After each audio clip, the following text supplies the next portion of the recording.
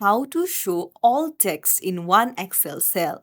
Hey everyone, welcome back to the channel. If you're new here, don't forget to hit the subscribe button and turn on the notification bell to not miss any updates.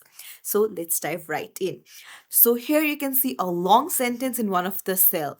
So do you want to fit a sentence like that in one cell in Excel? Then you're in the right place. Let's dive right in.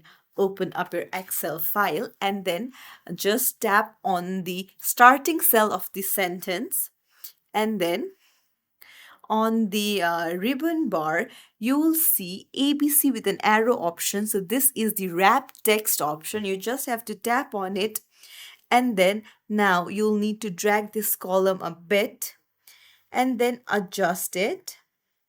So here you can even change the alignment, and there you go. The text is in one cell and it's simple to understand.